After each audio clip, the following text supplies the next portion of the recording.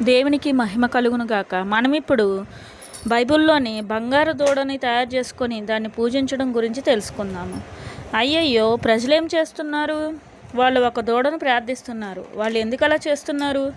మోషే చాలా కాలం పర్వతం పైనే ఉండిపోయేసరికి ప్రజలు, మోషే ఏమయ్యాడో మాకు తెలియదు, ఇక్కడ నుండి మమ్మల్ని నడిపించడానికి ఒక దేవతను చేసుకుందాం రండి అన్నారు. మోషే అన్న అహరోను అందుకు సరే అన్నాడు. మీ చెవులకున్న బంగారు పోగులను తీసుకొని నా దగ్గరకు రండి అని ఆయన చెప్పాడు. ప్రజలు అలా తెచ్చినప్పుడు అహరోను వాటిని కరిగించి ఒక బంగారు దూడను చేశాడు. అప్పుడు ప్రజలు, మనల్ని ఐగుప్తు నుండి బయటకు తీసుకువచ్చిన దేవత ఇదే అన్నారు.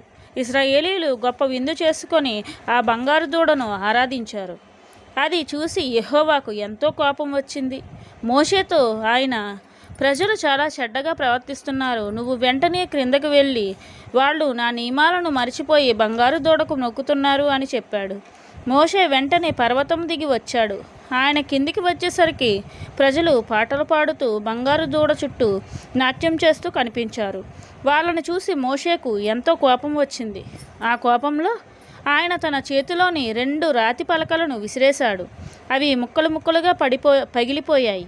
ఆ తర్వాత మోషే ఆ బంగారు దూడను కరిగించి పొడి చేశాడు. ప్రజలు చాలా చెడ్డ పని చేశారు కాబట్టి మోషే కొంతమంది పురుషులతో తమ ఖడ్గాలను తీసుకోమని చెప్పాడు. బంగారు దూడను ఆరాధించిన ప్రజలు తప్పక చనిపోవాల్సిందే అని మోషే అన్నాడు. అప్పుడు ఆ మనుష్యులు 3000 మందిని చంపేశారు. మనం యెహోవాను తప్ప ఇతర